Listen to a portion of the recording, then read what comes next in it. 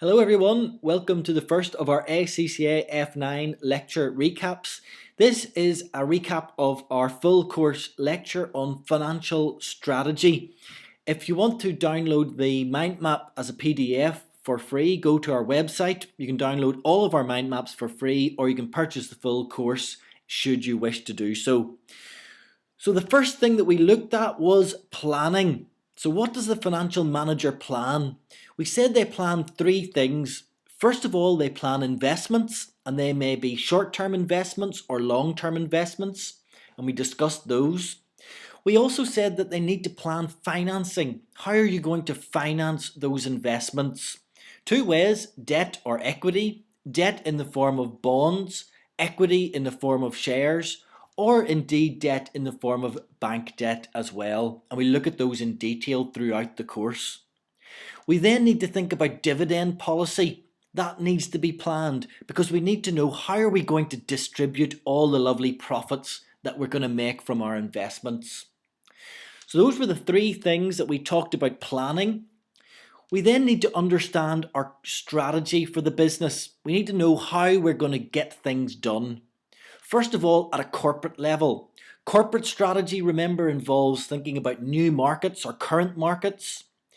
Business strategy, remember, this is at a slightly lower level. We're thinking about the business units and our competitive position in the market.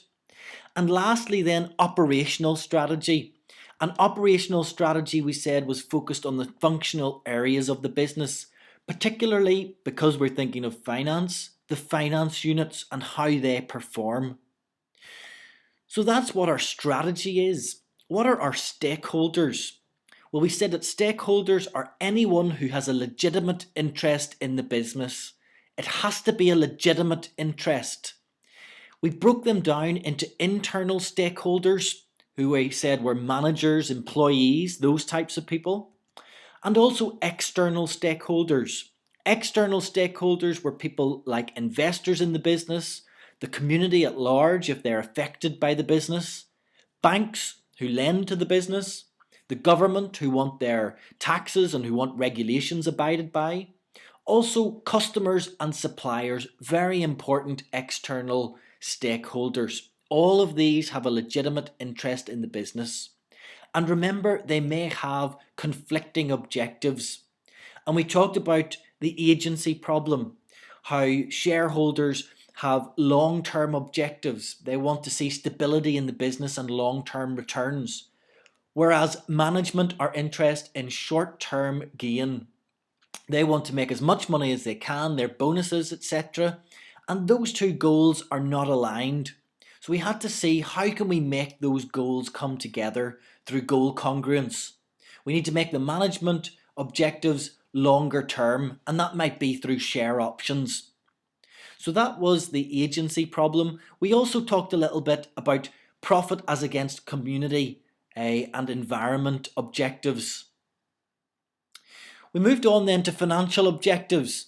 Remember, the main number one financial objective was to maximize shareholder wealth, and that was share price growth and dividends paid.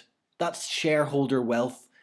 And we did a detailed example of this. We worked through year on year shareholder wealth increase and looked at how that could be done.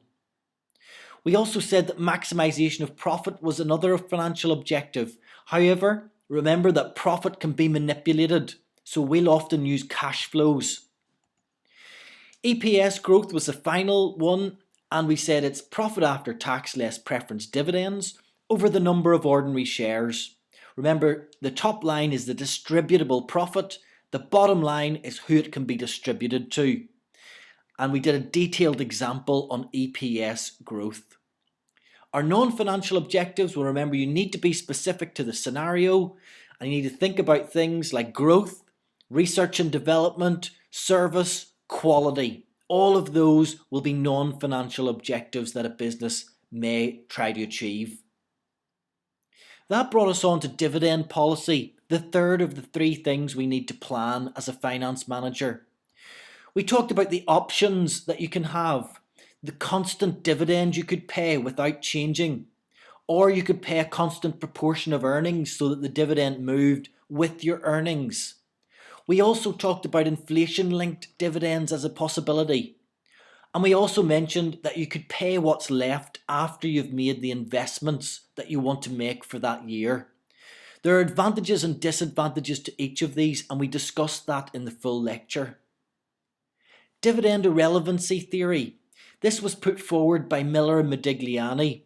Remember, they focused on maximisation of shareholder wealth. So what they said was that the business had a choice.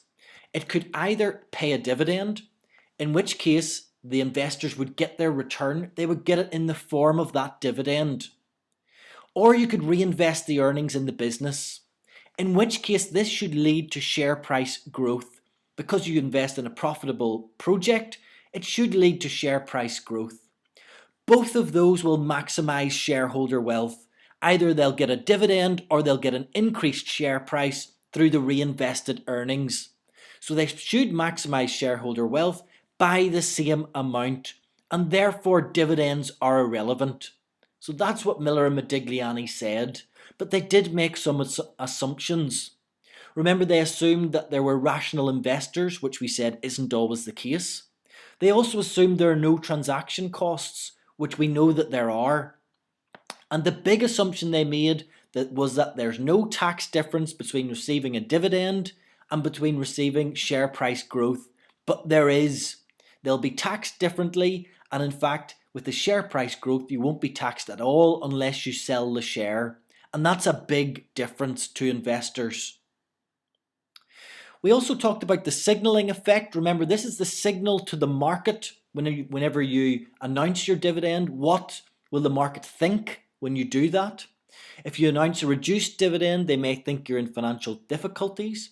No dividend, they might think you're close to bankruptcy, whether that's the case or not. A rising dividend, again, they might think you're a strong business, even though you could have paid that out of reserves, no relation to earnings. The bird in the hand argument. Well, this was that investors want their return now. They don't want to wait for the capital appreciation in the share. They want their return in the form of a dividend paid now. The clientele effect. Well, this feeds into those tax differences that we talked about. Remember, investors will either want their returns in the form of a dividend, they'll be taxed as revenue, or maybe as capital appreciation. So what a business should do is have a consistent dividend policy, and in that way the investors can choose. So if they want a share where a dividend is paid consistently, well then they'll choose that share. As long as the policy is consistent, well then the shareholders know what they're going to get. The last thing we talked about in our first lecture was non-cash dividends.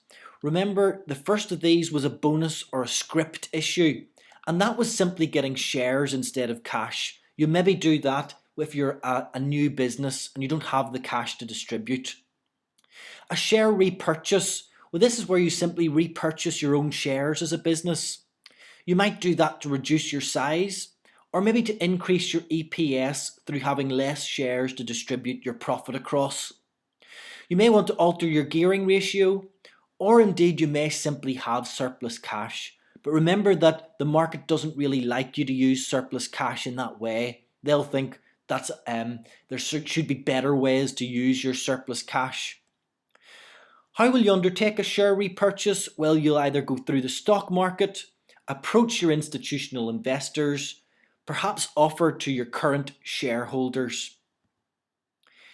And that was the first of our ACCA F9 lectures. Remember, you can download this mind map as a PDF from our website, or indeed get the full course lecture there.